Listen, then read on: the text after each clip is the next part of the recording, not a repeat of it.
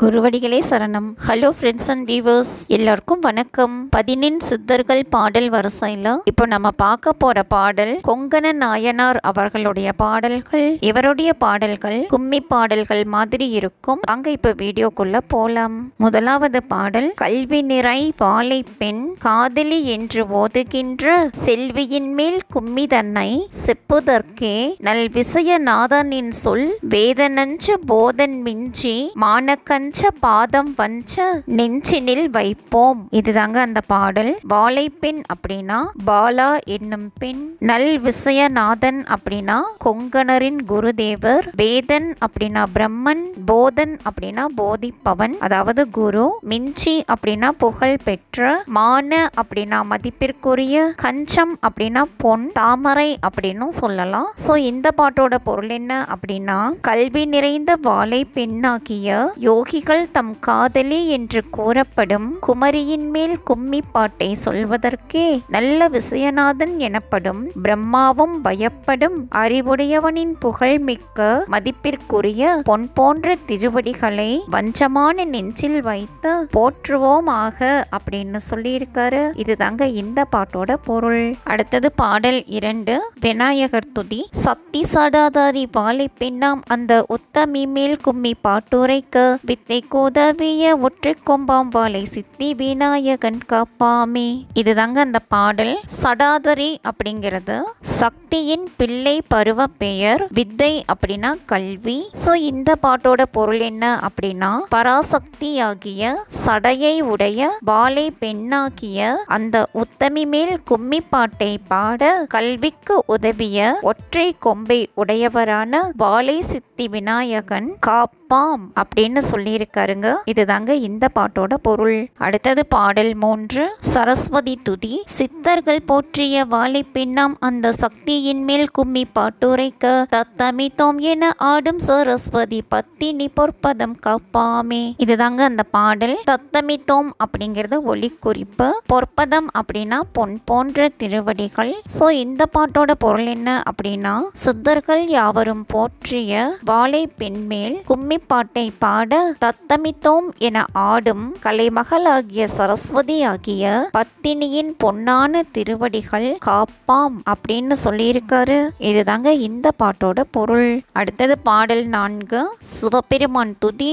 எங்கும் நிறைந்தவள் வாழை பெண்ணம்மாளின் தங்கையின் மேல் கும்மி பாடுதற்கு கங்கையணி சிவ சம்புவம் சர்க்குரு பங்கைய பொற்பதம் காப்பாமே. இதுதாங்க அந்த பாடல். மால் அப்படின்னா திருமால், கங்கையணி சிவசம்பு அப்படின்னா கங்கையை தன் தலையில் அணிந்த சிவபெருமான், பங்கயம் அப்படின்னா தாமரை. சோ இந்த பாட்டோட பொருள் என்ன அப்படின்னா, எங்கும் நிறைந்தவள் வாழைப்பெண், அது மட்டும் அல்லாமல் அவள் திருமாலின் தங்கையும் ஆவாள். அவள் மேல் கும்மி பாடுவதற்கு கங்கையை தலையில் அணிந்திருக்கும் சிவசம்புவாம் சர்க்குருவின் தாமரை பொற்பாதம் காப்பாகும் அப்படின்னு சொல்லியிருக்காரு. இதுதாங்க இந்த பாட்டோட பொருள். அடுத்தது பாடல் 5, முருகன் துதி. ஞான பெண்ணாம் அருள் சோதி பெண்ணாம் ஆதி வாழை பெண் மேற்கும்மி பாடுதற்கு மானை பெண்ணாக்கிய வள்ளிக்கு செய்திடும் மால் முருகேசனம் காப்பாமே. இதுதாங்க அந்த பாடல். ஞானம் அப்படின்னா அறிவு,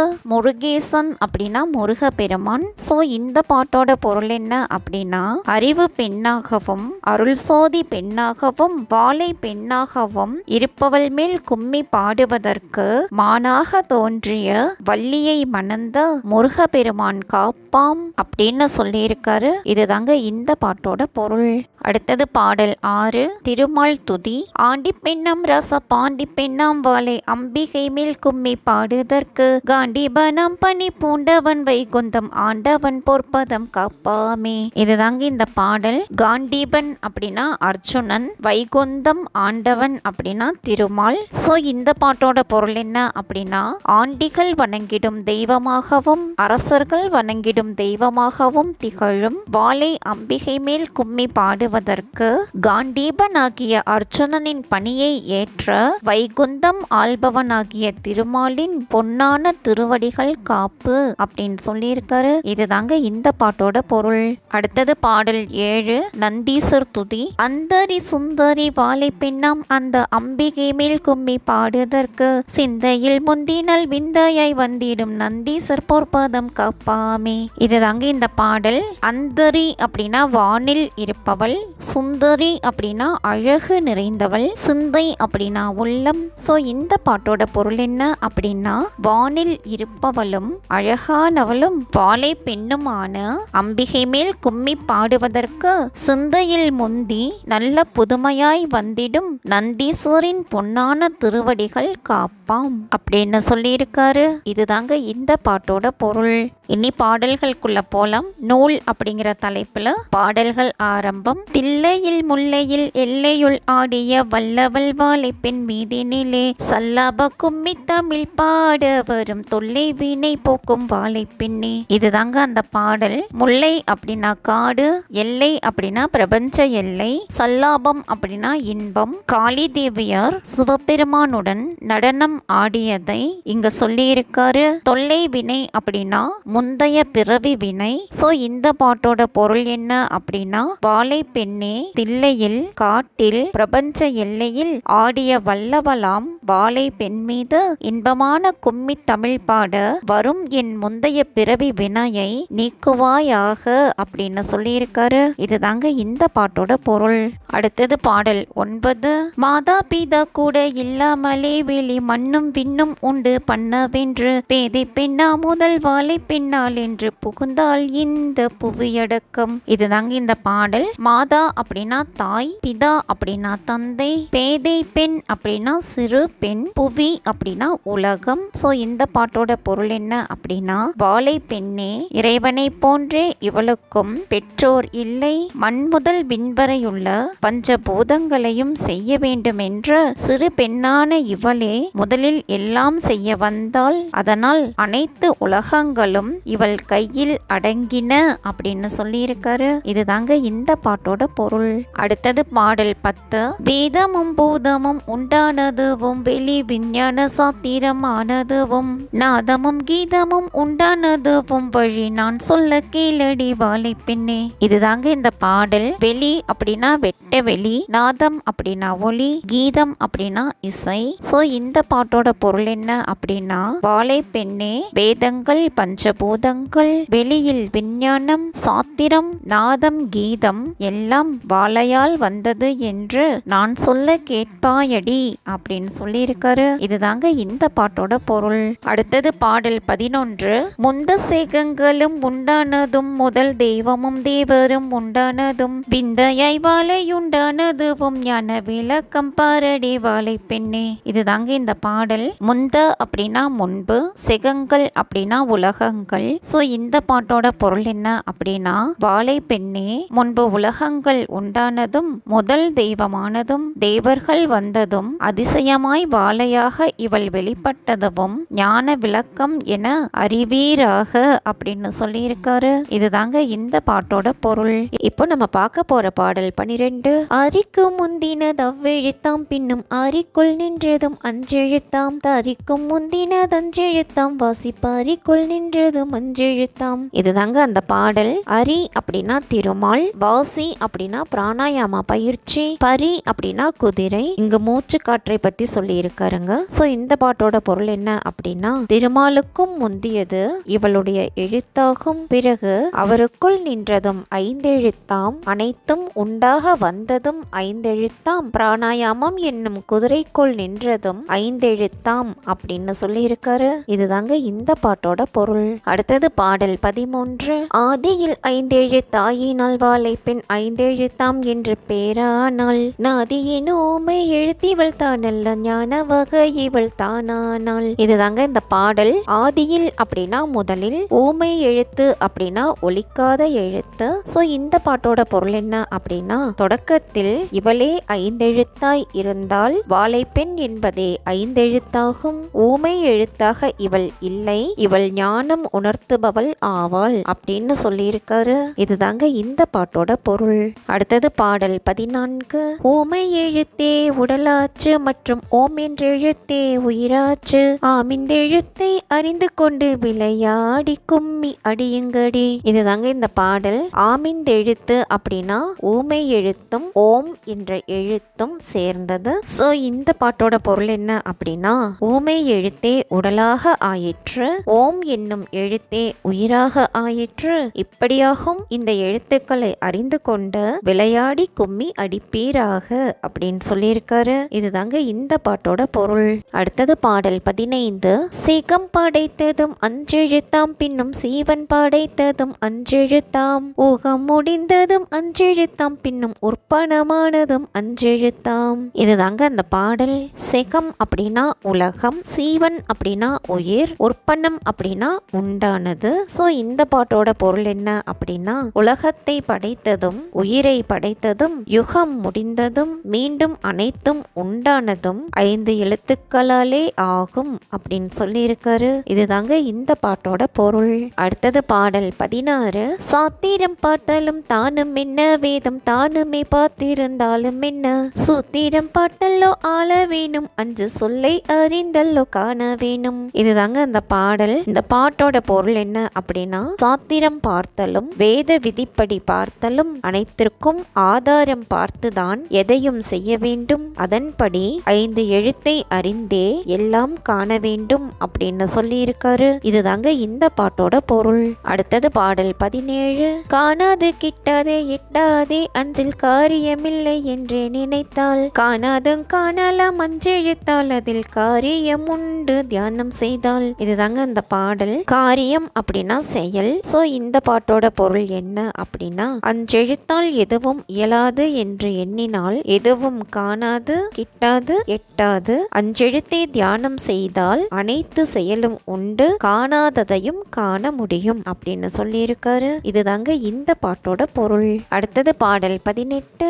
ஆயனும் 5 எழுத்துக்குள்ளே அறிவாயனும் 5 எழுத்துக்குள்ளே, வாயனும் 5 எழுத்துக்குள்ளே, இந்த வாழையும் 5 எழுத்துக்குள்ளே. இதுதாங்க இந்த பாடல். அயன் அப்படின்னா பிரம்மா, ஆயன் அப்படின்னா திருமால், ஆயன் அப்படின்னா தலைவன் அப்படின்னு சொல்லலாம். இங்கு தலைவன் அப்படிங்கிறது சிவபெருமானை குறிப்பிட்டு சொல்லியிருக்காருங்க. சோ இந்த பாட்டோட பொருள் என்ன அப்படின்னா, ஆயனாகிய திருமாலும் அயனாகிய பிரம்மனும் தலைவனாகிய சிவனும் வாளை பெண்ணும் அஞ்செழுத்தில் நின்றே அருள்வார்கள் என்பதை அறிவாயாக அப்படின்னு சொல்லியிருக்காரு. இதுதாங்க இந்த பாட்டோட பொருள். அடுத்தது பாடல் 19. அஞ்செழுத்தானதும் 8 எழுத்தாம் பின்னும் 51 அட்சரம் தானாச்சு, நெஞ்செழுத்தாலே நினையாமல் அந்த நிசம் தெரியுமோ வாளை பெண்ணே. இதுதாங்க அந்த பாடல். அட்சரம் அப்படின்னா மந்திர எழுத்து, நிசம் அப்படின்னா உண்மை. சோ இந்த பாட்டோட பொருள் என்ன அப்படின்னா, வாளை பெண்ணே சிவாய நம என்னும் 5 எழுத்தும்,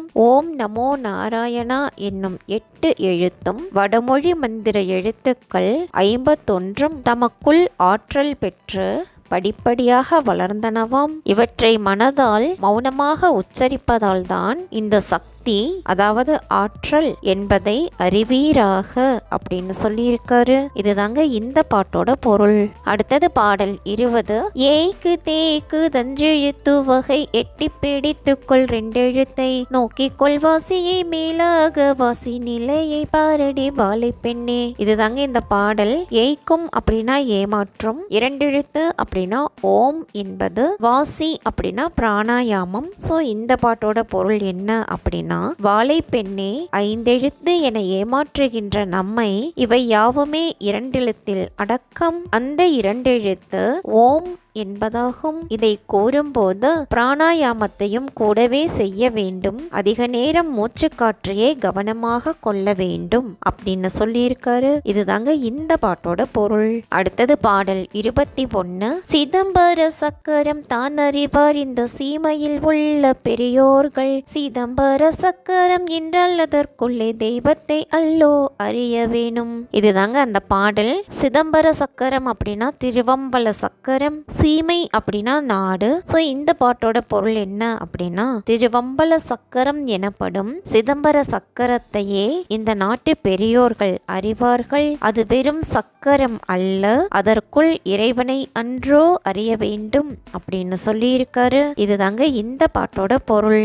இப்போ நம்ம பார்க்க போற பாடல் 22. மனமும் மதியும் இல்லா வீடில் மாறுதல் சொல்லியே என்ன செய்வாள், மனமும் உறுதியும் வைக்க வேணும் பின்னும் வாழை கிருபை உண்டாக வேணும். இதுதாங்க அந்த பாடல். மதி அப்படின்னா அறிவு, கிருபை அப்படின்னா அருள். மனதில் இருக்கும் விருப்பமும் அறிவும் ஆகிய இந்த இரண்டும் இருந்தால்தான் எதையும் மேற்கொள்ள முடியும். மனமும் உறுதியும் வைத்து வாழையின் அருளும் கிடைத்தால் எல்லாம் வெற்றியாகும் அப்படின்னு சொல்லியிருக்காரு. இதுதாங்க இந்த பாட்டோட பொருள். அடுத்தது பாடல் 23. இனி வெளியினில் சொல்லாதே எழில் தீமாட்டுதிந்த வரி விழிக்கே கனிமொழிச்சீர் வாருங்கடி கொஞ்சம் கருவை சொல்லுவேன் கேளுங்கடி. இதுதாங்க அந்த பாடல்.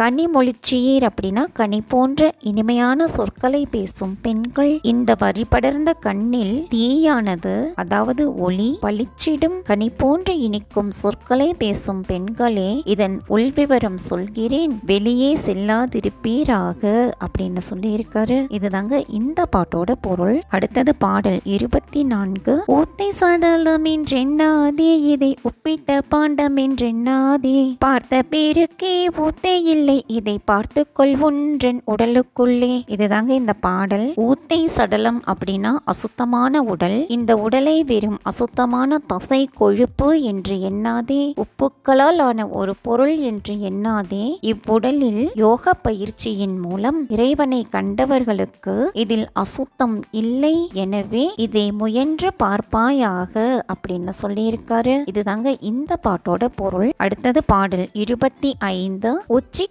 நேராயுன் நாவுக்கு மேல் நீதம் வைத்த விளக்கும் எரியுதடி அச்சுள்ள விளக்கு வாழையடி அபியாமல் எரியது வாழை பெண்ணே. இதுதாங்க அந்த பாடல். உன்னாக்கு அப்படின்னா உள்நாக்கு, நிதம் அப்படின்னா எப்பொழுதும், அச்சு அப்படின்னா வாழை என்னும் கடவுளின் உருவம். வாழை பெண்ணே, தலை உச்சியின் நடுவே நுழைந்து உள்நாக்கு இருப்பதற்கு மேல் என்றும் அணையாதபடி ஓர் ஒளிவிளக்கு எரிந்த வண்ணமே உள்ளது. இதுவே வாழை என்னும் கடவுள் திருவுருவம் ஆகும், அதை கண்டு கொள்வாயாக அப்படின்னு சொல்லியிருக்காரு. இதுதாங்க இந்த பாட்டோட பொருள். அடுத்தது பாடல் 26. எரியுதே அரு வீட்டினிலே அதில் எண்ணெய் இல்லை அமிழ் தண்ணீர் இல்லை தெரியுது போக வழியும் இல்லை பாதை சிக்குது சிக்குது வாழை பெண்ணே. அருவீடு அப்படின்னா 6 யோக ஆதாரங்கள் என்னும் வீடு. வாழை பெண்ணே, 6 யோக ஆதாரங்களிலும் ஒளி இருக்கிறது. இது சுழுமுனை என்னும் நாடியின் மூலம் மூலாதாரத்தில் இருந்து வந்து எரியும். இந்த ஒளி என்பது பலருக்கும் தெரியாது. இது எரிவதற்கு எண்ணெயோ தண்ணீரோ கூட தேவையில்லை. இதை மற்றவர் அடைவதும் சிக்கலே ஆகும் அப்படின்னு சொல்லியிருக்காரு. இதுதாங்க இந்த பாட்டோட பொருள். இப்போ நம்ம பார்க்க போற பாடல் 27. சிலம்பொலி என்ன கேட்குமடி மொத்த சிக்குள்ள பாதை தொடுக்கமடி வலம்புரிய சங்கமூது மடி மேலே வாசியை பாரடி வாழை பெண்ணே. வாசி அப்படின்னா பிராணாயாமம் எனப்படும் மூச்சு பயிற்சி. வாழை பெண்ணே, சிலம்பின் ஓசை, வலம்புரி சங்கின் ஓசை இவை உடலுக்குள் கேட்கும். வாசி என்னும் பிராணாயாம பயிற்சியில் மனம் ஒன்றி ஈடுபட்டால் இது விளங்கும், இல்லாவிட்டால் சிக்கலே ஆகும் அப்படின்னு சொல்லியிருக்காரு. இதுதாங்க இந்த பாட்டோட பொருள். அடுத்தது பாடல் 28. வாசிப்பழக்கம் அறிய வேணும் மற்றும் மண்டல வீடுகள் கட்ட வேணும் நாசி வழி கொண்டு யோகமும் வாசியும் நாட்டத்தை பாரடி வாழை பெண்ணே. வாசி அப்படின்னா பிராணாயாமம், நாசி அப்படின்னா மூக்கு. வாழை பெண்ணே, பிராணாயாமம் என்னும் மூச்சு பயிற்சியை நன்கு பழகி கொள்ள வேண்டும். 3 மண்டலங்களையும் உடலில் பிரித்து உணர வேண்டும். கேசரி யோகம் பயில வேண்டும். இதனால் தண்டுவடம் நேராகும் அப்படின்னு சொல்லியிருக்காரு. இதுதாங்க இந்த பாட்டோட பொருள். அடுத்தது பாடல் 29. முச்சுடரான விளக்கினுள்ளே மூல மண்டலவாசி வழக்கத்திலே எச்சுடராகி அந்த சுடர்வாலை இவள் விட வேறில்லை வாழை பெண்ணே. முச்சுடர் அப்படின்னா சூரியன், சந்திரன், நட்சத்திரம். சூரிய சந்திர நட்சத்திரம் என்னும் 3 சுடரான விளக்கில் இது எதை சேர்ந்த ஒளி என்பதை மூலாதாரத்தில் பிராணாயாம பயிற்சியால் அறியலாம். இதுவே வாழையாகும் அப்படின்னு சொல்லியிருக்காரு. இதுதாங்க இந்த பாட்டோட பொருள். அடுத்தது பாடல் 30. சூடாமல் வாழை இருக்கிறதும் பரிசித்த சிவனுக்கு உள்ளானதால் வீடாமல் வாசி பழக்கத்தை பாரு நாம் மேல் வீடு காணலாம் வாழை பெண்ணே. சூடாமல் அப்படின்னா சுடாமல், மேல் வீடு அப்படின்னா தலையின் உட்பகுதி. வாழை பெண்ணே, குண்டலினி நெருப்பானது நாடிக்குள் இருந்தாலும் சுடுவதில்லை, சித்தமாகிய சிவத்தினுள் உள்ளது. எனவே பிராணாயாம பயிற்சியால் தலையின் உள்ளே அதை கொண்டு செல்வோமாக அப்படின்னு சொல்லியிருக்காரு. இதுதாங்க இந்த பாட்டோட பொருள். அடுத்தது பாடல் 31. மேல் வீடு கண்டவன் பாணியடி பின்னில் விளக்கில் நின்றவன் வாணியடி தாய் வீடு கண்டவன் ஞானியடி பரி தாண்டி கொண்டான் பட்டாணியடி. பாணி அப்படின்னா கை, தாய் வீடு அப்படின்னா மூலாதாரம், பரி அப்படின்னா குதிரை. பிராணாயாமம் அப்படிங்கறத தான் இங்க குதிரை அப்படின்னு சொல்லி இருக்காருங்க. பட்டாணி அப்படின்னா குதிரை சேவகன், அதாவது சாதகன். மேல் வீடு கண்டவன் கைத்திரம் கொண்டவன், தலைக்குள் விளக்காக இருப்பது சக்தி. மூலாதாரத்தை உணர்ந்தவன் தான் அனைத்தையும் அறிந்த ஞானி. பிராணாயாமத்தை தன் வசப்படுத்துபவனே, அதாவது மூச்சு காற்றை கட்டுப்படுத்துபவனே யோகி ஆவான் அப்படின்னு சொல்லியிருக்காரு. இதுதாங்க இந்த பாட்டோட பொருள். இப்ப நம்ம பார்க்க போற பாடல் 32. அத்தியிலே கரம் பத்தியிலே மனம் புத்தியிலே நடு மத்தியிலே நெற்றி சதா சிவம் என்று சொன்னேன் ஒன்று நிலைமையை பாரடி வாழை பெண்ணே. அத்தி அப்படின்னா அடியில் இருக்கும் மூலாதாரம், கரம் அப்படின்னா பயிற்சி. அடியில் இருக்கும் மூலாதாரத்தில் மூச்சு பயிற்சியும் மனதில் அன்பும் புத்தியினால் நடுநாடி தேடி புருவத்தின் நடுவே வரை சென்றால் சதாசிவத்தை காணலாம், அதை செய்து பார்ப்பாயாக அப்படின்னு சொல்லி இருக்காருங்க. இதுதாங்க இந்த பாட்டோட பொருள். அடுத்தது பாடல் 33. அழுத்திலே சொல்லஞ்செழுத்திலே நானும் பழுத்தினேன் ஞான பழத்திலே கழுத்திலே வையீஸ்வரனும் உண்டு கண் கண்டு பாரடி வாழை பெண்ணே. வழுத்தினேன் அப்படின்னா வணங்கினேன், செபித்தேன் அப்படின்னு சொல்லலாம். கழுத்து அப்படின்னா விசுத்தி. வாழை பெண்ணே, அழுத்தமாக திருவைந்தெழுத்தை இடம் அறிந்து நான் செபித்தேன், ஞானம் கைவர பெற்றது, கழுத்தில் மகேஸ்வரன் இருக்கிறார், இவற்றை கருதி பார்ப்பாயாக அப்படின்னு சொல்லியிருக்காரு. இதுதாங்க இந்த பாட்டோட பொருள். அடுத்தது பாடல் 34. அஞ்சிலே பிஞ்சிலே வஞ்சியரே நீதம் கொஞ்சி விளையாடும் வஞ்சியரே நெஞ்சிலே ருத்திரன் சூழிருப்பான் அவன் நேருடனாமடி வாழை பெண்ணே. அஞ்சிலே அப்படின்னா திருவைந்தெழுத்து மந்திரமாகிய நமசிவாய என்பதிலே, பிஞ்சிலே அப்படின்னா பிஞ்செழுத்தாகிய ஓம் என்பதிலே, வஞ்சியரே திருவைந்தெழுத்து மந்திரமாகிய நமசிவாய என்பதிலும் பிஞ்செழுத்தாகிய ஓம் என்பதிலும் நாள்தோறும் விரும்பி ஓதினால் அநாகதத்தில் ருத்ரன் வெளிப்படுவார் வாழை பெண்ணே,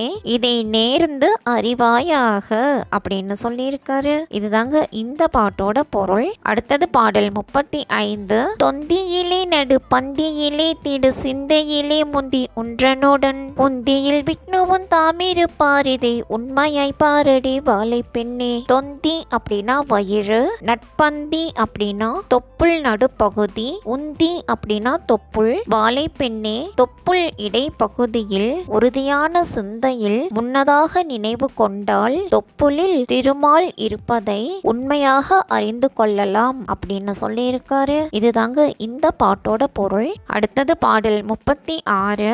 ஆழத்திலே இந்த ஞாலத்திலே வருங்காலத்திலே அனுகூலத்திலே மூலத்திலே பிரம்மன் தான் இருந்து வாசி முடிக்கிறான் பிண்டம் பிடிக்கிறான் பிரானே. இதுதாங்க அந்த பாடல். ஆலம் அப்படின்னா ஆலம் விதை, ஞாலம் அப்படின்னா உலகம், மூலம் அப்படின்னா மூலாதாரம், வாசி அப்படின்னா மூச்சுக்காற்று, பிண்டம் அப்படின்னா உடல். ஆலம் விதை போல் இருந்து காலத்தில் உலகில் விரியும் குண்டலினி சக்தியானது அனுகூலமாய் மூலாதாரத்தில்தான் இருக்கிறது. பிரம்மன் அங்கிருந்து மூச்சை உருவாக்கி இவ்வுடல் முழுதும் அனுப்புகிறான் அப்படின்னு சொல்லியிருக்காரு. இதுதாங்க இந்த பாட்டோட பொருள். இப்போ நம்ம பார்க்க போற பாடல் 37. தேரும் உண்டை நூறும் ஆணையுண்டே, அதில் தேவரும் உண்டு சங்கீதம் உண்டே, ஆறுண்டு பாரடி வாழை தெய்வம், அதில் ஆடக்கந்தானடி வாழை பெண்ணே. இதுதாங்க அந்த பாடல். தேர்கள் அப்படின்னா உடலில் இருக்கும் பல்வேறு நாடிகள். வாழை பெண்ணே,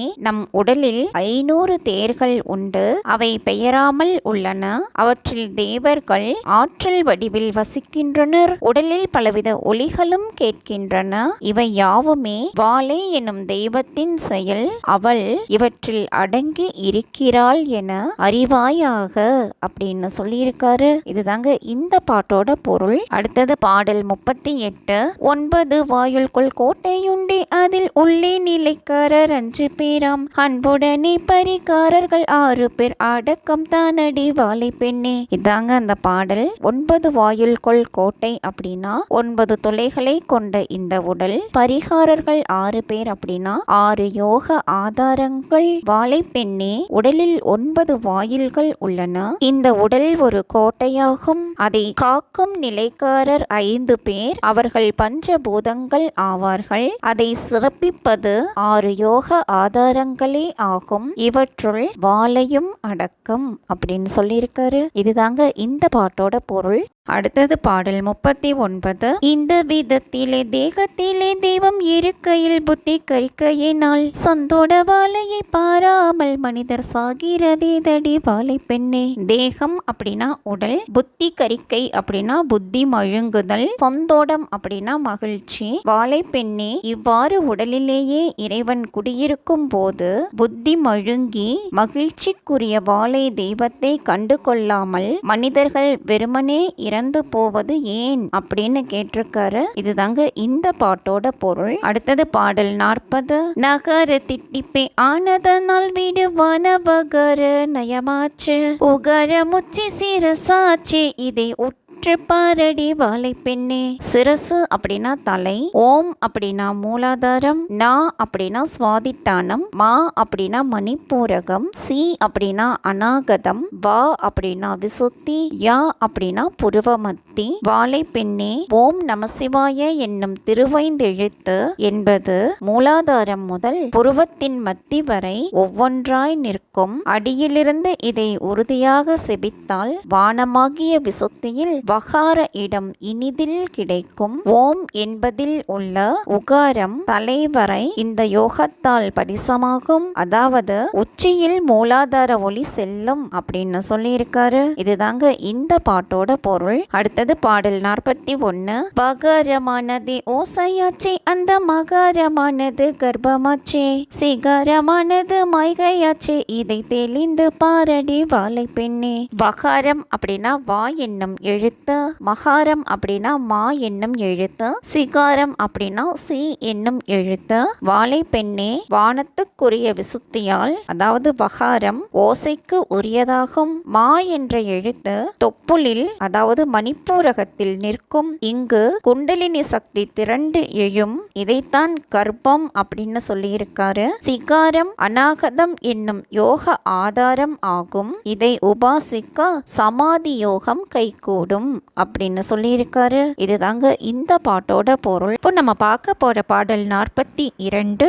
ஓம் என்ற அட்சரம் தானும் உண்டதற்குள் ஊமை எழுத்தும் இருக்குதடி, நாம் இந்த எழுத்தை அறிந்து கொண்டோம் வினை நாடி பாரடி வாழை பெண்ணே. அட்சரம் அப்படின்னா எழுத்து, ஊமை எழுத்து அப்படின்னா ஓம் என்பது. வாழை பெண்ணே, ஓம் என்பதில் என்பது மந்திரத்தை முடித்து வைக்கும் எழுத்தாகும். இது முழுமையும் உச்சரிக்கப்படாததால் ஊமை எழுத்து எனப்படும். இதை அறிந்து பயிற்சி தொடங்குவாயாக அப்படின்னு சொல்லியிருக்காரு. இதுதாங்க இந்த பாட்டோட பொருள். அடுத்தது பாடல் 43. கட்டாத காலையை கட்ட வேணும், ஆசை வெட்ட வேணும், வாசியொட்ட வேணும், எட்டாத கொம்பை வளைக்க வேணும், காயம் என்று கேருக்குமோ வாழை பெண்ணே.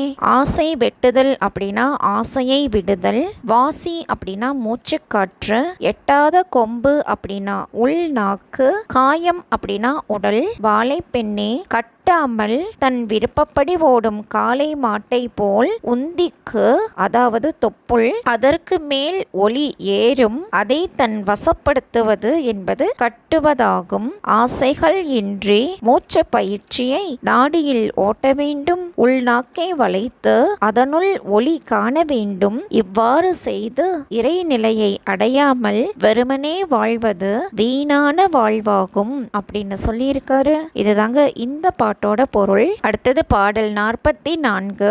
இருந்த மார்க்கமை தான் இருந்து வாசி ஏற்காமலேதான் நடக்க வேணும், திரிந்தே ஓடி அலைந்து வெந்து தேகம் இறந்து போச்சு தேவாலை பெண்ணே. இருந்த மார்க்கம் அப்படின்னா அமர்ந்திருந்து, வாசி அப்படின்னா பிராணாயாம பயிற்சி, தேகம் அப்படின்னா உடல், இறந்து போச்சுது அப்படின்னா சமாதி நிலை அடைந்தது.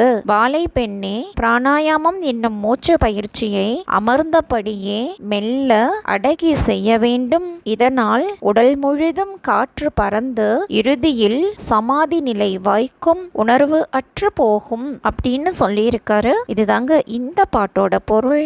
அடுத்தது பாடல் 45. பூத்த மலராலே பிஞ்சும் உண்டே, அதில் பூவில்லா பிஞ்சும் அநேகம் உண்டு, மூத்த மகனாலே வாழ்வும் உண்டு, மற்ற 3 பேராலே அழிவும் உண்டு. பிஞ்சு அப்படின்னா ஓம் என்னும் ஒளி, மூத்த மகன் அப்படின்னா மௌனம், 3 பேர் அப்படின்னா மனம், மொழி, மெய் ஆகிய 3. மந்திரத்தை மனதிலேயே கூறுவது பூத்த மலர். பிஞ்சு என்பது ஓம் என்னும் ஒளி, பூவில்லா பிஞ்சு என்பது வாயால் கூறும் ஓம் என்னும் ஒளி. மூத்த மகன் மௌன யோகம், 3 பேர் மனம், மொழி, மெய்யால் உச்சரிப்பது.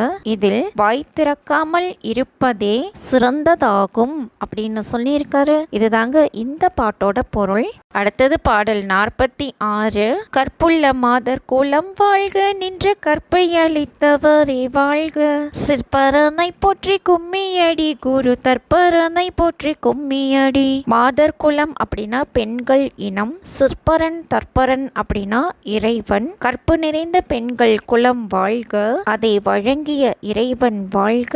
எனவே சித்தத்தில் உள்ள இறைவனையும் குருவாகிய தற்பரனையும் போற்றி கும்மி அடியுங்கடி அப்படின்னு சொல்லியிருக்காரு. இதுதாங்க இந்த பாட்டோட பொருள். இப்போ நம்ம பார்க்க போற பாடல் 47. அஞ்சினிலே 2 அழிந்ததில்லை, அஞ்சாரிலேயும் நாளொழிந்ததில்லை, பிஞ்சிலே பூவிலே துஞ்சுவதாம், அது பேணி போடலாம் வாழை பெண்ணே.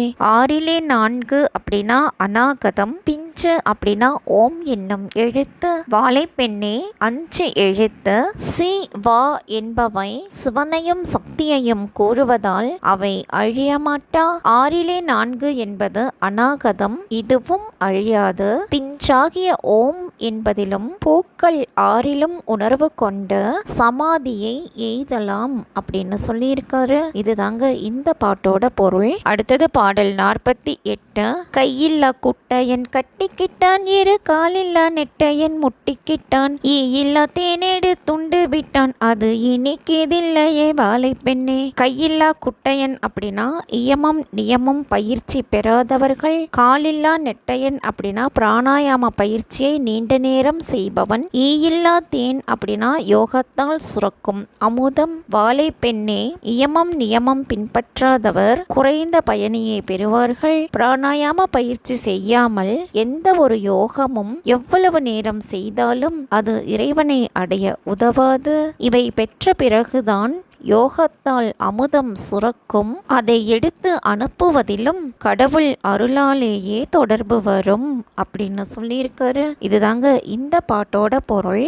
அடுத்தது பாடல் 49. மேலூர் கோட்டைக்கு ஆதரவாய் நன்றை விலங்கு கண்ணனூர் பாதையிலே காலூர் வம்பவம் விட்டதனால் அது கடு நடையடி வாழை பெண்ணே. மேலூர் அப்படின்னா தலையின் உச்சி, வாழை பெண்ணே தலையின் உச்சியானது கோட்டைக்கு செல்ல ஆதரவாகவும் நல்லதாகவும் உள்ளது. காது மதிவழி கண் மூக்கு நடுவே உள்ள நெருப்பு காண்பது என்பது கண்ணனூர் பாதை என பரிபாஷையில் கூறப்பட்டுள்ளது. பிராணாயாம பயிற்சி மேற்கொள்ளாதவர்களுக்கு இது மிகவும் கடினம் அப்படின்னு சொல்லியிருக்காரு. இதுதாங்க இந்த பாட்டோட பொருள். அடுத்தது பாடல் 50. தொண்டையில் முக்கோண கோட்டையிலே இதில் தொத்திக்கோடி மரம் நாட்டையிலே சண்டை செய்து வந்தே ஓடி போனால் கோட்டை வெந்து தானாலாச்சு வாழை பெண்ணே. கோட்டை அப்படின்னா விசுத்தி என்னும் யோக ஆதாரம். இது தொண்டையில் உள்ளது. வாழை பெண்ணே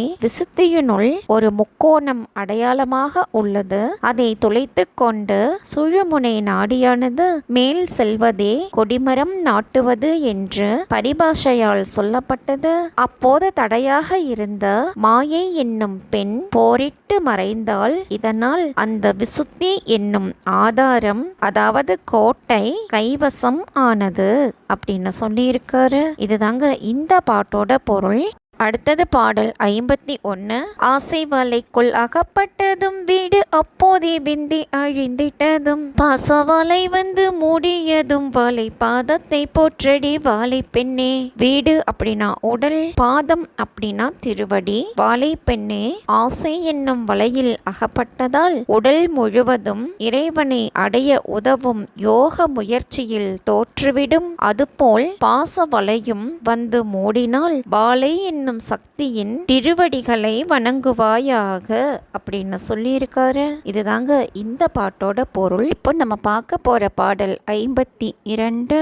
அன்னம் இருக்குது மண்டபத்தில் விளையாடி தீர்ந்தே ஆண் புலியும் அங்கே இன்னம் இருக்குமே 5 கிளி அவை எட்டி பீடிக்குமே 3 கிளி. அன்னம் இருக்கும் மண்டபம் அப்படின்னா பிரம்மன் இருக்கும் மூலாதாரம். ஆண் புலி அப்படின்னா சுழுமுனை நாடி. கிளி அப்படின்னா யோக ஆதாரங்கள் கிளிகளாக உருவகப்படுத்தப்பட்டிருக்கின்றன. பிரம்மன் வசிக்கும் மூலாதாரத்தில் யோக பயிற்சி செய்தால் இது தவிர மற்ற 5 ஆதாரங்களை 5 கிளி என்று சொல்லியிருக்கிறார். இவற்றை அநாகதம், விசுத்தி, ஆக்ஞை என்ற சிறப்பு ஆதாரம் 3ம் எட்டி பிடிக்கும் அப்படின்னு சொல்லியிருக்காரு. இதுதாங்க இந்த பாட்டோட பொருள். அடுத்தது பாடல் 53. தோப்பிலே மாங்குயில் கூப்பிடுதே புது மாப்பிள்ளை தான் வந்து சாப்பிடவும் ஏய்க்கும் இப்படி அஞ்சாராந்தே இருந்து விழிப்பது பாருங்கடி. இதுதாங்க அந்த பாடல். ஏய்க்கும் அப்படின்னா ஏமாற்றும். நம் உடல் என்னும் தோப்பில் யோகத்தால் ஓசை கேட்பதே குயில் கூவுவது அப்படின்னு சொல்லியிருக்காரு. சுழுமுனையில் ஒளி ஏறுவது என்பது புது மாப்பிள்ளை அப்படின்னு சொல்லியிருக்காரு. இவ்வாறு நடக்கும் போது 5 பூதங்களுடன் கூடிய 6 யோக ஆதாரங்களும் துணை புரியாமல் நம்மை ஏமாற்றவும் செய்யலாம் அப்படின்னு எச்சரிக்கை பண்ணியிருக்காரு. இதுதாங்க இந்த பாட்டோட பொருள்.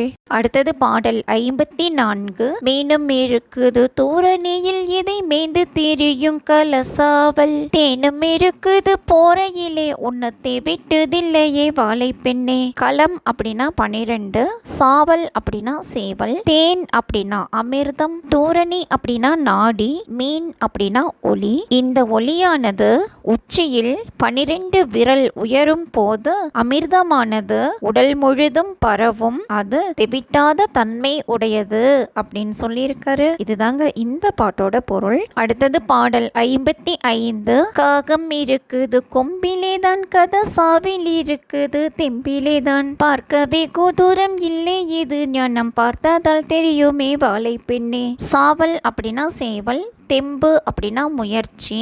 யோகத்தை தொடர்ந்து முயற்சியுடன் செய்தால் சேவலின் வால் போல் நிற ஒளியானது தலை உச்சியில் தோன்றும். இது ஞானத்தால் வரும். அப்போது அது தொலைவில் இல்லை என அறியலாம். கொம்பு என்பது தலை உச்சி. யோக பயிற்சியின் தொடக்கத்தில் தலை உச்சியில் தீச்சுடர் தெரியாததால் இருளாய் இருப்பதால் காகம் அப்படின்னு சொல்லியிருக்காரு. இதுதாங்க இந்த பாட்டோட பொருள். அடுத்தது பாடல் 56. கும்பிக்குளத்திலே அம்பலமாம் அந்த குளக்கருவூரில் சேருமெத்த தெம்பில்லிடை காட்டு பாதைகளை வந்து சேர்ந்தாராய்ந்து பார் வாழை பெண்ணே. கும்பி அப்படின்னா நீர் ஆதாரமான சுவாதிட்டானம். கருவூர் அப்படின்னா யோனி பகுதி. வாழை பெண்ணே நீர் ஆதாரம் என்பது சுவாதிட்டானம்.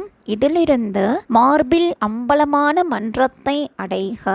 ஆனால் கருவூரான யோனி பகுதி இதுவே சுவாதிட்டானம் மிகுந்த சேறுபட்டு கிடப்பதாகும். அதாவது இது எளிதில் கடக்க முடியாததாக இருக்கிறது. துணிந்து இடையில் உள்ள காட்டு பகுதியை கடந்து ஆராய்ந்து வழியை அறிந்து கொள்க அப்படின்னு சொல்லியிருக்காரு. இதுதாங்க இந்த பாட்டோட பொருள்.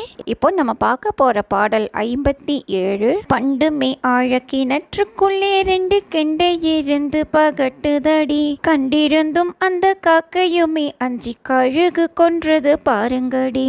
ஆழ்கிணறு அப்படின்னா உடம்பு அடியில் உள்ள மூலாதாரம். 2 கெண்டை அப்படின்னா இடைக்கலை பிங்களை ஆகிய 2 நாடிகள். பகட்டுதல் அப்படின்னா ஒளிர்தல். உடம்பு அடியில் உள்ள மூலாதாரத்தில் இடக்கலை பிங்களை ஆகிய 2 நாடிகள் ஒளிர்கின்றன. காக்கை என்பது ஓரளவு பறக்கும் தூரம். கழுகு என்பது வானின் உச்சியில் பறக்கும் தூரம். எனவே மூலாதாரத்தை அடுத்த ஆதாரங்கள் வரை யோக பயிற்சி செய்தால் போதாது. மிக உச்சி வரை, அதாவது ஆக்ஞேயம் வரை மன உணர்வால் தூண்டினால்தான் இவை இதன் நாடிகள் வசப்படும் அப்படின்னு சொல்லியிருக்காரு. இதுதாங்க இந்த பாட்டோட பொருள்.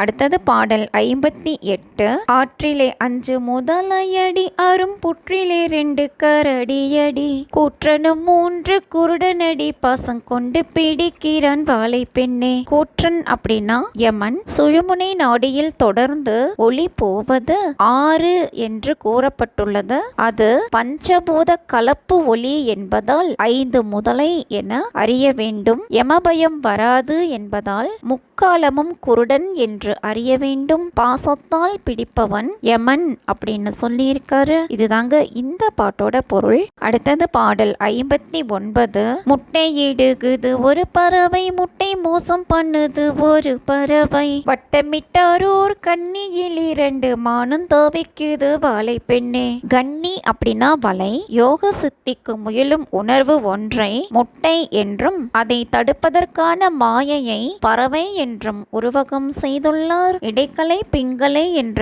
2 நாடிகள் மாறி மாறி வருவதை வலையில் 2 மான்கள் தவிப்பதாக கூறியிருக்கிறார். இதுதாங்க இந்த பாட்டோட பொருள். அடுத்தது பாடல் 60. அட்டமாவின் வட்ட பொட்டலிலே 2 அம்புலி நிற்குது தேர்மேலே. திட்டமாய் வந்து அடிக்குதில்லை தேகம் செந்தா நல்லானதே வாழை பெண்ணே. அம்புலி அப்படின்னா சந்திரன். தேகம் அப்படின்னா உடல். செந்தனல் அப்படின்னா நெருப்பு. வளர்பிறையும் தேய்பிறையுமான 2 சந்திரன்கள் தலையில் சந்திர மண்டத்தில் திரிவதை வட்ட பொட்டல் அப்படின்னு சொல்லியிருக்காரு. அட்டமா என்பது புரியட்டகத்தின் விளைவு அப்படிங்கிறது. உடல் ஒளியானதே தவிர இன்னும் திட்டமாக உணர்வு திரளவில்லை அப்படின்னு சொல்லியிருக்காரு. இதுதாங்க இந்த பாட்டோட பொருள். அடுத்தது பாடல் 61. முக்கோண வட்ட கிணற்றுக்குள்ளே மூல மண்டல வாசி பழக்கத்திலே அக்கோண வட்ட சக்கரத்தில் வாழை அமர்ந்திருக்கிறாள் வாழை பெண்ணே. மூலம் அப்படின்னா மூலாதாரம். வாசி பழக்கம் அப்படின்னா பிராணாயாம பயிற்சி. மூலாதாரத்தில் முக்கோணம் 4 இதழ் தாமரை வட்டத்தில் உள்ளது. இதனை கிணறு அப்படின்னு சொல்லியிருக்காருங்க. மூலாதாரத்தில் உள்ளேயும் வெளியுமாக எட்டும்படி வாசி யோக பயிற்சி செய்து பழகினால் அக்கோண வட்டத்தில் வாளை இருப்பதை உணரலாம். தலை உச்சியில் சிவமும் மூலாதாரத்தில் பராசக்தியும் இருப்பதை இந்த பாடல் மூலமா சொல்லியிருக்காருங்க. இதுதாங்க இந்த பாட்டோட பொருள். இப்போ நம்ம பார்க்க போற பாடல் 62. இரண்டு காலால் ஒரு கோபுரமாம் நெடுநாளாய் இருந்தே அமிழ்ந்து போகும். கண்டபோது கோபுரம் இருக்கும் வாளை காணவும் ஒட்டாள் நிலைக்க ஒட்டாள். நெடுநாள் அப்படின்னா நீண்ட காலம், காணவும் ஒட்டாள் அப்படின்னா எளிதில் காட்சி தரமாட்டாள். இரண்டு கால்கள் முதலாக இடைக்கலை பிங்களை நாடி தொடங்கி நெற்றி வரை செல்வதால் இரு காலில் ஒரு கோபுரம் அப்படின்னு சொல்லியிருக்காருங்க. இவ்வுடலானது அழிவதற்கு முன் வாளையை காண முயற்சி செய்ய வேண்டும். வாளையை கண்டால் இவ்வுடல் நீண்ட காலம் வாழும். ஆனால் அவள் எளிதில் காட்சி தரமாட்டாள், நிலைக்க மாட்டாள் அப்படின்னு சொல்லியிருக்காரு. இதுதாங்க இந்த பாட்டோட பொருள். அடுத்தது பாடல் 63. அஞ்சு பூதத்தை உண்டு பண்ணி கூட்டி ஆராதாரத்தை உண்டு பண்ணி கொஞ்ச பெண்ணாசை உண்டு பண்ணி வாளை கூட்டுகிறாள், காலனை மாட்டுகிறாள். காலன் அப்படின்னா யமன். ஐம்பெரும் பூதங்களான நிலம், நீர், காற்று, நெருப்பு, ஆகாயம் ஆகியவற்றால் உடலை உண்டாக்கி அதில் 6 ஆதார மையங்களையும் செய்து வைத்தாலும் பெண்ணாசையையும் சேர்த்ததால் உடல் அழிய யமனை அழைத்து வருகிறாள் வாளை பெண் அப்படின்னு சொல்லியிருக்காரு. இதுதாங்க இந்த பாட்டோட பொருள். அடுத்தது பாடல் 64. காலனை காலால் உதைத்தவளாம் வாளை ஆல காலவிடம் உண்டவளாம் மாலாசேகத்தை படைத்தவளாம் இந்த மானுடன் கோட்டை இடித்தவளாம். காலன் அப்படின்னா யமன், ஆலகால விடம் அப்படின்னா மிக கொடிய நஞ்சு, மாலாசெகம் அப்படின்னா அழியாத உலகம், மானுடன் கோட்டை அப்படின்னா மனித உடல். வாளை பெண்ணானவள் யமனை காலால் உதைத்தவள். இவளே சிவபெருமான் போல் ஆலகால விஷம் உண்டவள். உடனே அழியாத பெரிய உலகத்தையும் படைத்து அழியும் மனித உடலையும் இவள் படைத்தாள் அப்படின்னு சொல்லியிருக்காரு. இதுதாங்க இந்த பாட்டோட பொருள். அடுத்தது பாடல் 65. மாதாவாய் வந்தே அமுதம் தந்தாள், மனையாட்டியை வந்து சுகம் கொடுத்தாள், ஆதரவாகிய தந்தையானால் நமக்கு ஆசை கொழுந்தியும் மாமியானாள். மாதா அப்படின்னா தாய், அமுதம் அப்படின்னா பால், மனையாட்டி அப்படின்னா மனைவி. வாளை பெண்ணானவள் தான்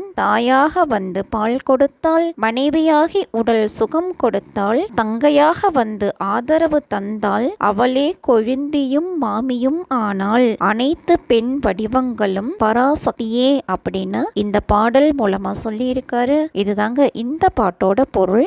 அடுத்தது பாடல் 66. சிரித்து மெல்ல புறம் எரித்தாள், வாளை செங்காட்டு செட்டியை தான் உதைத்தாள், ஒருத்தியாகவே சூரர் தம்மை வென்றாள், ஒற்றையாய் கஞ்சனை கொன்று விட்டாள். செங்காட்டு செட்டி அப்படின்னா யமன், கஞ்சன் அப்படின்னா கம்சன். வாளை பெண் முப்புறத்தை சிரித்தே எரித்தாள், யமனை மார்பில் உதைத்தாள், துர்க்கையாக நின்று தான் ஒருத்தியாகவே அசுரர்களை அழித்தாள், கண்ணனுக்கு முன் யோக மாயையாக பிறந்த கம்சனை அழித்தாள் அப்படின்னு சொல்லியிருக்காரு. இதுதாங்க இந்த பாட்டோட பொருள். இப்ப நம்ம பார்க்க போற பாடல் 67. இப்படி எல்லோ இவள் தொழிலாம் இந்த ஈனாமலடி கொடும் சூலி, மைப்படும் கண்ணியர் கேளுங்கடி அந்த வயசு வாளை திரிசூலி. கொடும் சூலி அப்படின்னா கொடிய அறக்கரை அழிக்கும் சூலத்தை தன் கையில் ஏந்தியவள். திரிசூலி அப்படின்னா துர்கை. இந்த தொழிலை செய்யும் இவள் வேறாக மாறுவதில்லை என்பதால் மலடி ஆவாள். மைத்தீட்டம் கண்களை கொண்ட பெண்களே கேட்பீராக, இவள் பூப்பு எய்தும் போது திரிசூலி ஆவாள் அப்படின்னு சொல்லியிருக்காரு. இதுதாங்க இந்த பாட்டோட பொருள். அடுத்தது பாடல் 68. கத்தி பெரிதோ ஊரை பெரிதோ இவள் கண்ணு பெரிதோ முகம் பெரிதோ, சக்தி பெரிதோ சிவம் பெரிதோ நீதான் சற்றே சொல்லடி வாளை பெண்ணே. சக்தி அப்படின்னா வாளை, கத்தியை வைக்கும் உரையானது சரியான அளவில்தான் இருக்கும். பெரியதாகவோ சிறியதாகவோ இருக்காது. முகத்திற்கு ஏற்ற அளவிலேயே கண்களும் இருக்கும். அதேபோல் சக்தி சிவம் இரண்டும் பெரியதுதான் அப்படின்னு சொல்லியிருக்காரு. இதுதாங்க இந்த பாட்டோட பொருள். அடுத்தது பாடல் 69. அன்னம் பேரிதல்லால் தண்ணீர் பேரிதல்ல, அப்படி வாழை பேரிதானால் பொண்ணு பேரிதல்லால் வெள்ளி பேரிதல்ல, பொய்யாது சொல்கிறேன் கேளுங்கடி. அன்னம் அப்படின்னா அன்னப்பறவை, பொய்யாது அப்படின்னா பொய் சொல்லாமல், நீர் பெரிதானாலும் அதன் மேல் நீந்தும் அன்னப்பறவை சிறியதே, ஆனால் பெரிது போன்று தோன்றும் இடத்தை வைத்து சில நேரம் சிறிது பெரிது என்று சொல்வார்கள். பொன் வெள்ளியினும் ஒளியானது சிறந்தது என்பது போல் கொள்வீராக. இதை நான் உண்மையாக கூறுகிறேன், கேட்டுக்கொள்ளுங்கள் அப்படின்னு சொல்லியிருக்காரு. இதுதாங்க இந்த பாட்டோட பொருள். அடுத்தது பாடல் 70. மாமிசமானால் எலும்பு உண்டு, சதை வாங்கி ஓடு கலன்று விடும், ஆமிசம் இப்படி சக்தியின்றி விளையாடி கும்மி அடியுங்கடி. மாமிசம் அப்படின்னா இறைச்சி வெளியே கண்ணிற்கு புலப்படும். அதற்கு ஆதாரம் எலும்புதான். ஆசையை நீக்கினால் ஓடு போல் கழன்று வருவதை காணலாம். இப்படி சக்தி சிவம் இருக்கிறது என்று கும்மி அடியுங்கடி அப்படின்னு சொல்லியிருக்காரு. இதுதாங்க இந்த பாட்டோட பொருள். அடுத்தது பாடல் 71. பண்டு முளைப்பது அரிசியே, ஆனாலும் விண்டு ஓமி போனால் விளையாது என்று கண்டு கொண்டு முன்னே அவ்வை சொன்னால் அது உண்டோ இல்லையோ வாழை பெண்ணே. உமி அப்படின்னா அரிசியின் மேல் தோல். வாழை பெண்ணே, முளைப்பது அரிசிதான் என்றாலும் கூட அதன் மேல் தோலை,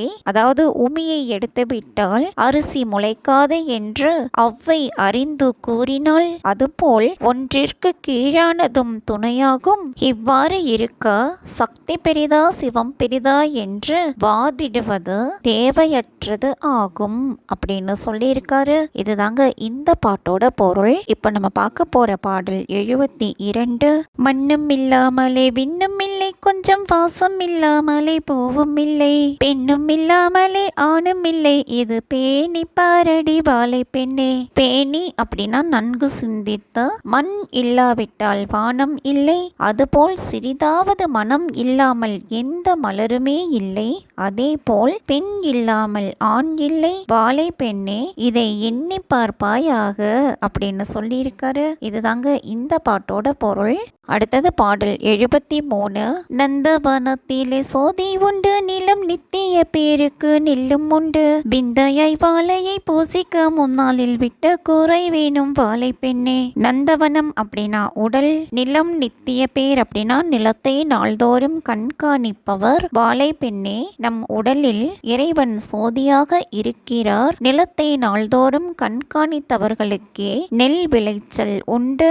அதுபோல நாள்தோறும் வாழையை வணங்கினால்தான், அல்லது முன் பிறவியில் விட்ட குறை தொட்ட குறை இருந்தால்தான் இப்படி சோதியை உணர முடியும் அப்படின்னு சொல்லியிருக்காரு. இதுதாங்க இந்த பாட்டோட பொருள். அடுத்தது பாடல் 74. வாழையை பூசிக்க சித்தாரானார், வாழை கொத்தாசையாய் சிவ கர்த்தரானார், வேலையை பார்த்தல்லோ கூலி வைத்தார், இந்த விதம் தெரியுமோ வாழை பெண்ணே. ஒத்தாசை அப்படின்னா அன்பு. வாழை பெண்ணே, உழைப்புக்கேற்ற ஊதியம் கிடைத்தால் எப்படி மனம் மகிழுமோ அதுபோல வாழையை வணங்கியவர்கள்தான் சித்தராக முடியும். அவளுக்கு மிகுந்த அன்புடன் இருந்தால் சிவமாகவே ஆகிவிடுவார்கள் அப்படின்னு சொல்லியிருக்காரு. இதுதாங்க இந்த பாட்டோட பொருள். அடுத்தது பாடல் 75. வாழைக்கு மேலான தெய்வம் இல்லை, மானம் காப்பது சேலைக்கு மேலும் இல்லை, பாலுக்கு மேலான பாக்கியம் இல்லை, வாழை கும்மிக்கு மேலான பாடல் இல்லை. பாக்கியம் அப்படின்னா உணவு, வாழைக்கு மேலான கடவுள் இல்லை, மானம் காப்பதற்கு சேலைக்கு மேல் எதுவும் இல்லை, பாலை விட சிறந்த உணவும் வேறு இல்லை, அதுபோல வாழை கும்மிக்கும் மேலான பாடலும் இல்லை அப்படின்னு சொல்லியிருக்காரு. இதுதாங்க இந்த பாட்டோட பொருள். அடுத்தது பாடல் 76. நாட்டத்தை கண்டு அறியலாகும், அந்த நாலாறு வாசல் கடக்கலாகும், பூட்டை கதவை திறக்கலாம், இது பொய்யல்ல மெய்யடி வாழை பெண்ணே. நாட்டம் அப்படின்னா பார்வை, நாலாறு வாசல் அப்படின்னா 4x6 24 தத்துவங்கள் ஆகிய வாசல், மெய் அப்படின்னா உண்மை. வாழை பெண்ணே, கண் பார்வையால் காணாமல் நிற்பதும் காண்பதை காணாமல் உணர்வதும் இவை தெரியும் அறிந்தால் 24 தத்துவங்களாகிய வாயில்களை கடக்கலாம், யோக சித்திக்குரிய பூட்டை திறக்க முடியும், இது உண்மையாகும் அப்படின்னு சொல்லியிருக்காரு. இதுதாங்க இந்த பாட்டோட பொருள். இப்போ நம்ம பார்க்க போற பாடல் 77. ஆணும் பெண்ணும் கூடி ஆனதனால் பிள்ளை ஆச்சுதென்றே நீரும் பேசுகின்றீர், ஆணும் பெண்ணும் கூடி ஆனதல்லோ பேதம் அற்றொரு வித்தாச்சு வாழை பெண்ணே. பேதம் அப்படின்னா வேறுபாடு, வித்து அப்படின்னா விதை, வாழை பெண்ணே ஆண் பெண் சேர்க்கையில் பிள்ளை பிறக்குமென்று நீங்கள் பேசுகிறீர்கள். ஆண் பெண் என்பது வேறுபாடு, ஆனால் விதை என்பதில் இந்த வேற்றுமை இல்லை. வளர்ந்த செடி கொடி பார்த்தே ஆண் பெண் வேறுபாடு உண்டாகும் என அறிந்து கொள்ள வேண்டும் அப்படின்னு சொல்லியிருக்காரு. இதுதாங்க இந்த பாட்டோட பொருள். அடுத்தது பாடல் 78. இன்றைக்கு இருப்பதும் பொய்யில்லவே வீடே என் வாழ்க்கை என்பதும் பொய்யல்லவே, அன்றைக்கு எழுத்தின் படி முடியும் வாழை ஆத்தாளை போற்றடி வாழை பெண்ணே. ஆத்தாள் அப்படின்னா அகத்தாள், அதாவது தாய் அப்படின்னு அர்த்தம். வாழை பெண்ணே இன்றைக்கு இருப்பது பொய்யென்று, இதன் பிறகு வீடு பேறு அடைவதுதான் என் வாழ்க்கை என்பதும் பொய்யென்று அன்றைக்கு பிரம்மன் எழுதியபடியே முடியும். எனவே வாழை என்னும் ஆத்தாளை போற்றுவாயாக அப்படின்னு சொல்லியிருக்காரு. இதுதாங்க இந்த பாட்டோட பொருள். அடுத்தது பாடல் 79. வீணாசை கொண்டு தெரியாதே இது மெய்யல்ல பொய் வாழ்வு பொய்கூடு, காணாத வாழையை கண்டு கொண்டால் காட்சி காணலாம் ஆகாயம் ஆளலாமே. மெய்யல்ல அப்படின்னா உண்மை அல்ல, கூடு அப்படின்னா உடல். வீண் ஆசை கொண்டு தெரியாதே, இந்த வாழ்க்கையானது உண்மையானது அல்ல, பொய்யானது. இந்த உடல் கூட நிலையானது அல்ல. காண்பதற்கு அரிய வாழையை கண்டு கொண்டால் எல்லாம் காணலாம், வானத்தையே ஆட்சி செய்யலாம் அப்படின்னு சொல்லியிருக்காரு. இதுதாங்க இந்த பாட்டோட பொருள். அடுத்தது பாடல் 80. பெண்டாட்டியாவதும் பொய்யல்லவோ பெற்ற பிள்ளைகளாவதும் பொய்யல்லவோ, கொண்டாட்டமான தகப்பன் பொய்யே முளை கொடுத்த தாயும் நிசமாமோ. பொய் அப்படின்னா அழியக்கூடியது, நிசமாமோ அப்படின்னா உண்மையாகுமோ. உறவு என நாம் எண்ணும் மனைவியும் பொய்யே, பெற்றெடுத்த பிள்ளைகளும் பொய்யே, தந்தை பால் கொடுத்த தாய் ஆகிய யாவரும் அழியத்தக்கவர்களே அப்படின்னு சொல்லியிருக்காரு. இதுதாங்க இந்த பாட்டோட பொருள். அடுத்தது பாடல் 81. தாயும் பெண்டாட்டியும் தான் சரியே தன்மம் தாமே இருவரும் தான் கொடுத்தார், காயும் பழமும் சரியாமோ ஒன்றன் கருத்தை பார்த்து கொள் வாழை பெண்ணே. தன்மம் அப்படின்னா தர்மம், வாழை பெண்ணே தாயும் மனைவியும் பெண் என்ற வகையில் சரியே, இருவரும் ஒவ்வொரு வகை தர்மம் ஆவார்கள். காயும் பழமும் வேறு வேறாவது போன்று அனைத்துமே வேற்றுமை கொண்டவையே அப்படின்னு சொல்லியிருக்காரு. இதுதாங்க இந்த பாட்டோட பொருள். இப்போ நம்ம பார்க்க போற பாடல் 82. பெண்டாட்டி மந்தை மட்டும் வருவாள் பெற்ற பிள்ளை மசானக்கரையின் மட்டும், தொண்டாட்டு தர்மம் நடுவினிலை வந்து சேர்ந்து பரகதி தான் கொடுக்கும். மந்தை அப்படின்னா பல பேர் வாழும் தெரு, மசானம் அப்படின்னா சுடுகாடு,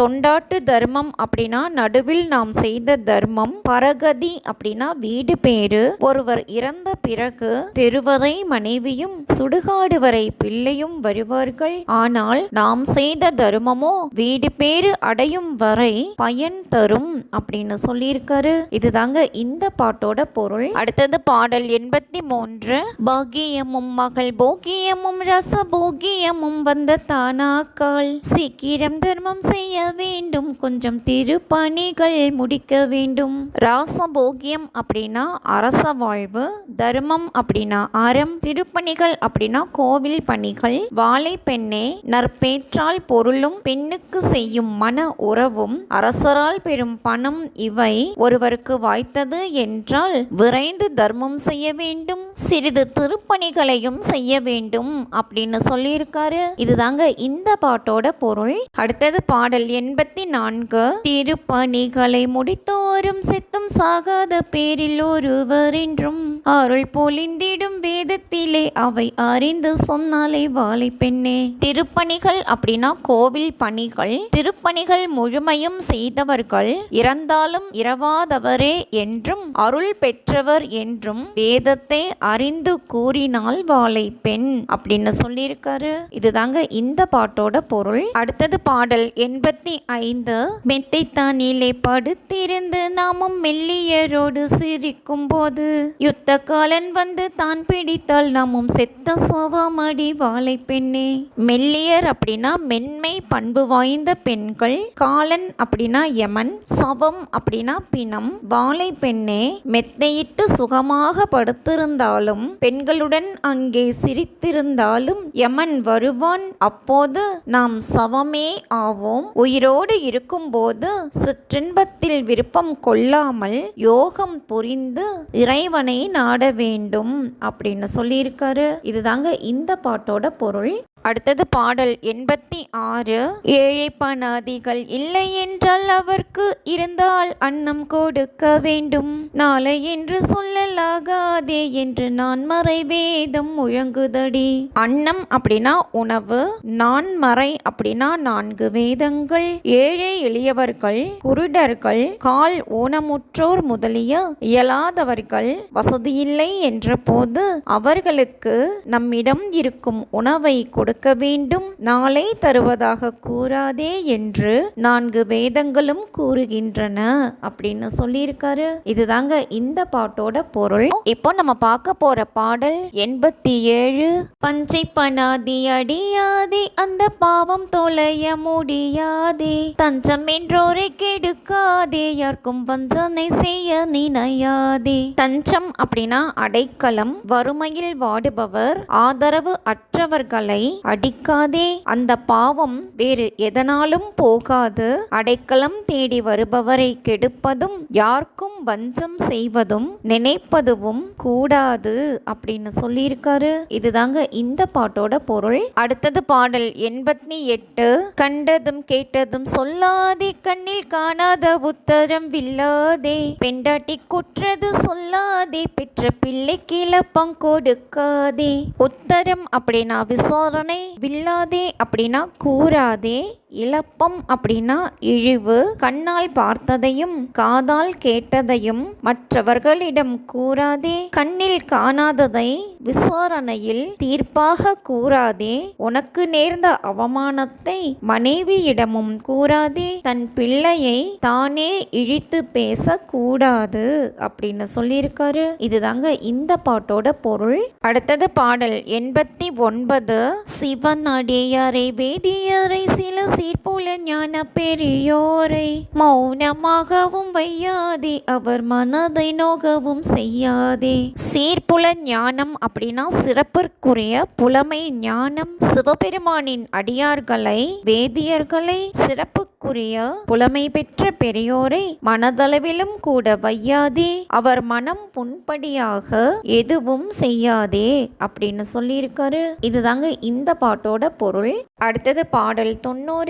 வழக்கு அழிவுகள் சொல்லாதே கற்பு மங்கையர் மேல் மனம் வையாதே. பழக்கவாசியை பார்த்து கொண்டு வாழை பாதத்தை போற்றடி வாழை பெண்ணே. கற்பு மங்கையர் அப்படின்னா கற்புள்ள குடும்ப பெண்கள். வாசி அப்படின்னா பிராணாயாம பயிற்சி. வாழை பெண்ணே, வழக்கில் இல்லாததை சொல்லாதே. கற்புள்ள பெண்கள் மேல் காமம் கொள்ளாதே. பிராணாயாம பயிற்சி செய்து வாழையின் திருவடிகளை போற்றுவாயாக அப்படின்னு சொல்லியிருக்காரு. இதுதாங்க இந்த பாட்டோட பொருள்.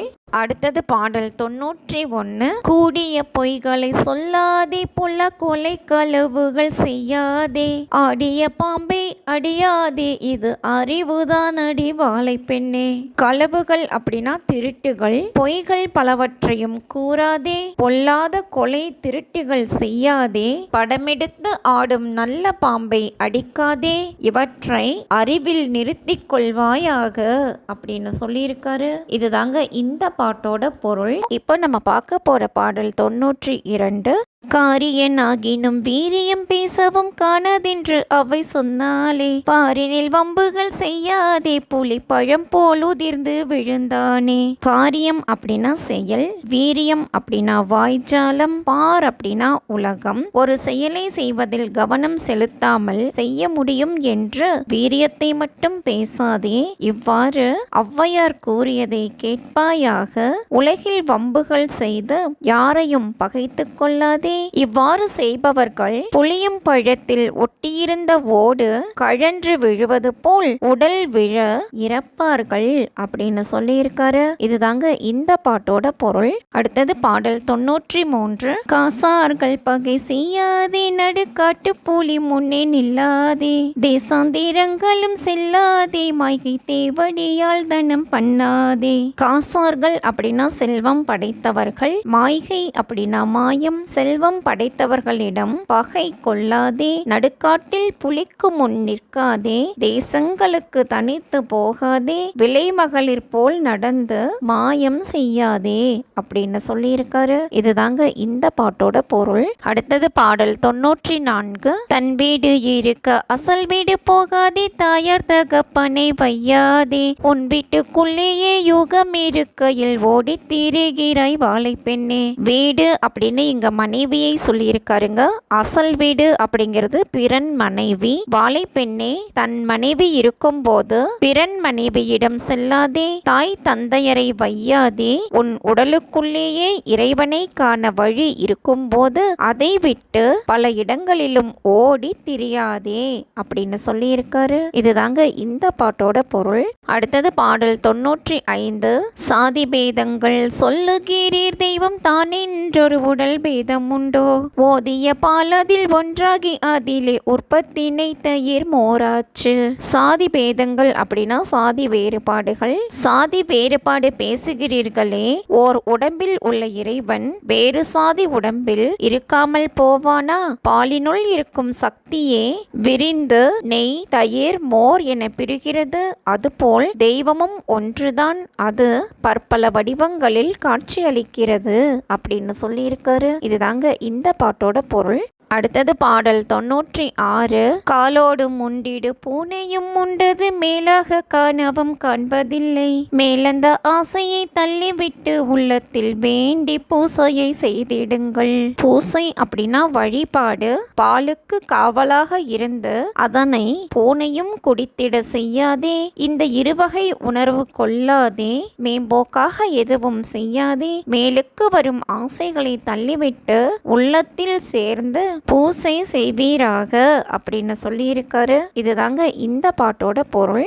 இப்போ நம்ம பார்க்க போற பாடல் 97. கோழிக்காரு காலு உண்டென்று சொன்னேன், கீழ கூனிக்கு 3 கால் என்று சொன்னேன், கூனிக்கு 2 எழுத்தென்று சொன்னேன், முழு பானைக்கு வாயில்லை என்று சொன்னேன். கோழி அப்படின்னா நாதம், கூனி அப்படின்னா குண்டலினி சக்தி, கூனி அப்படிங்கிறது ஓம் என்ற 2 எழுத்து, முழு பானை அப்படின்னா உடல். நாதத்தை 6 யோக ஆதாரங்களிலும் உயர்த்துவீராக. கூனி என்பது குண்டலினி சக்தி.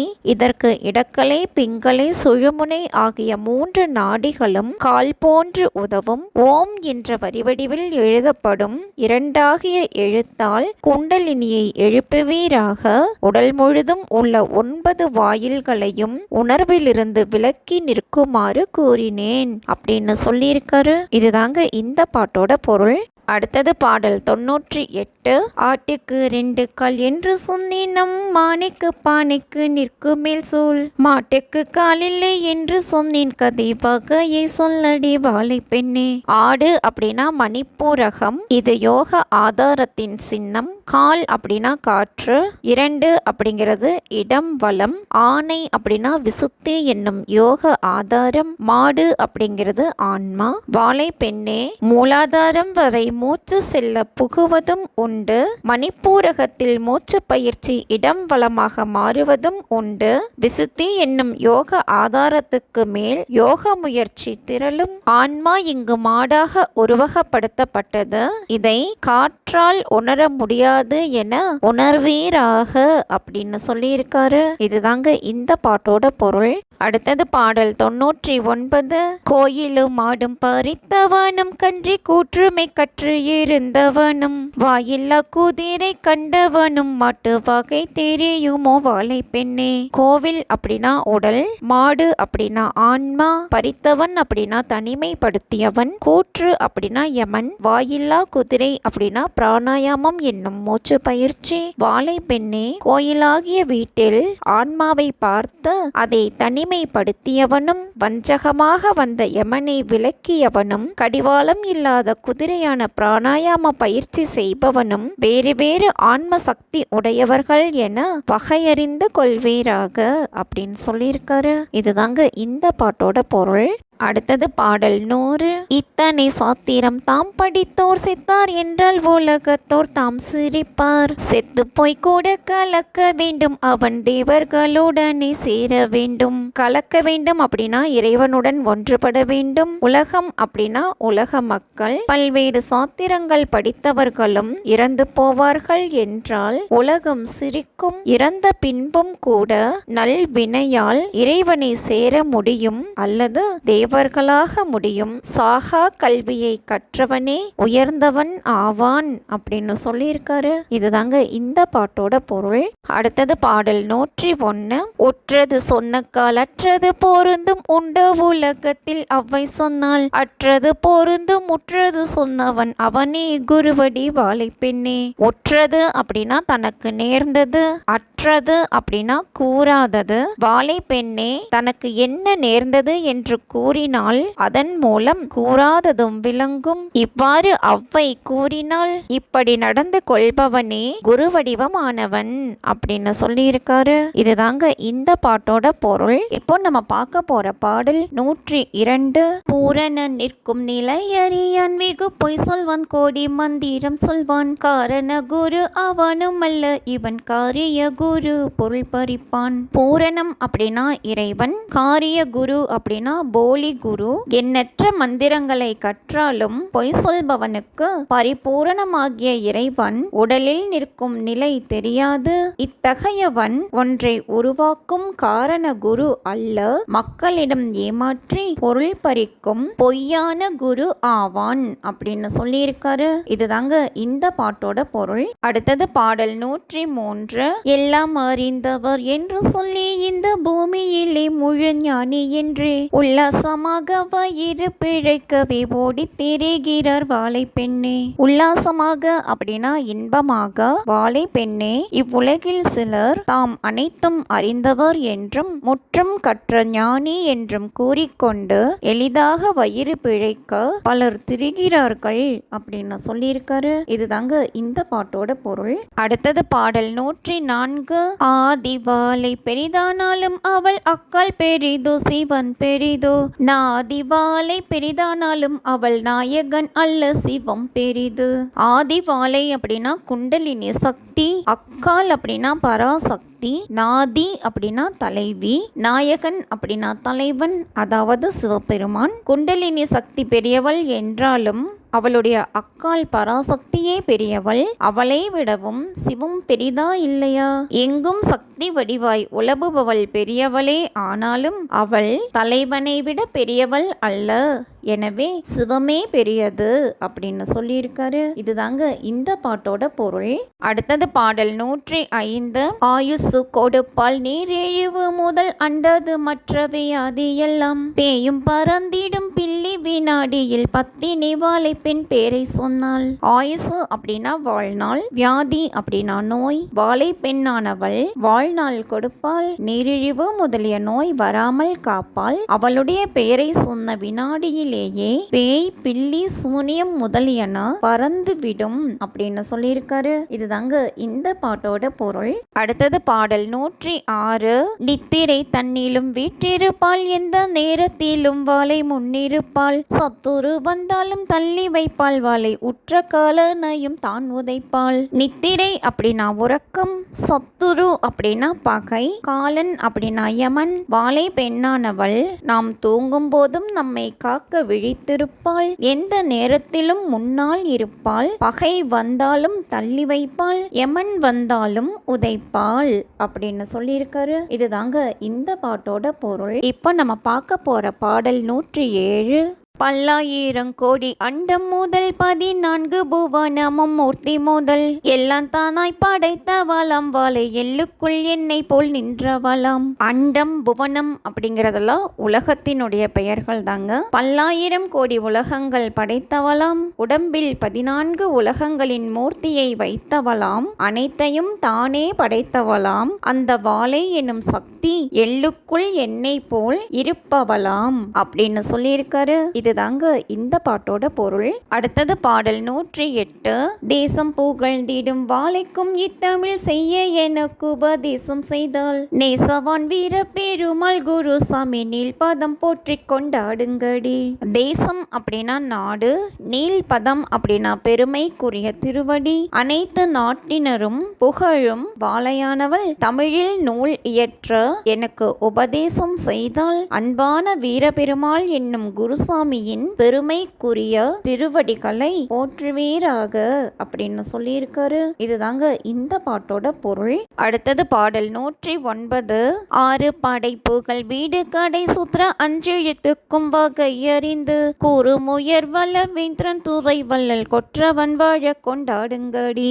6 படைப்புகள் அப்படின்னா 6 யோக ஆதாரங்கள். சூத்திரம் அப்படின்னா கயிறு, நூல் அப்படின்னு சொல்லலாம். கொற்றவன் அப்படின்னா மன்னன். 6 யோக ஆதாரங்களையும் சூத்திரமாக, அதாவது கயிறாக இணைக்கும் 5 எழுத்து மந்திரத்தை வகையறிந்து கூறுவதில் வல்லமை பெற்ற வேந்திரன் துறைவள்ளல் என்ற வெற்றி குருவை வாழ்க என்று கொண்டாடுங்கடி அப்படின்னு சொல்லியிருக்காரு. இதுதாங்க இந்த பாட்டோட பொருள்.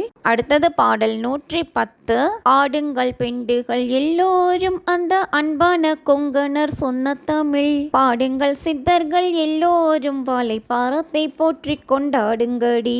ஆடுங்கள் அப்படின்னா ஆடுங்கள், பெண்டுகள் அப்படின்னா பெண்கள், பரம் அப்படின்னா தெய்வம். பெண்களே நீங்கள் எல்லோரும் ஆடுங்கள், கொங்கணர் அன்பாக சொன்ன தமிழை பாடுங்கள், சித்தர்கள் மற்றும் வாழை தெய்வம் இவர்களை போற்றி கொண்டாடுங்கள் அப்படின்னு சொல்லியிருக்காரு. இதுதாங்க இந்த பாட்டோட பொருள். அடுத்தது பாடல் 111. சித்தர்கள் வாழி சிவம் வாழி முனி தேவர்கள் வாழி ரிஷி வாழி பத்தர்கள் வாழி பதம் வாழி குரு பாரதி வாழை பெண் வாழியவே. பத்தர்கள் அப்படின்னா பக்தர்கள், பதம் அப்படின்னா திருவடி, பாரதி அப்படின்னா துர்க்கையாகிய வாழை பெண், சித்தர்கள் சிவபெருமான், முனிவர்கள் தேவர்கள், ரிஷிகள் பக்தர்கள், குருவின் திருவடி, துர்க்கையாகிய வாழை பெண் ஆகிய அனைவருமே வாழ்வார்களாக அப்படின்னு சொல்லியிருக்காரு. இதுதாங்க இந்த பாட்டோட பொருள். என்ன ஃப்ரெண்ட்ஸ், பாடல்களும் விளக்கமும் உங்களுக்கும் தெளிவா புரிஞ்சிருக்கும்னு நினைக்கிறேன். இத்துடன் கொங்கண நாயனார் அவர்களுடைய 111 பாடல்களும் நிறைவடைந்தன.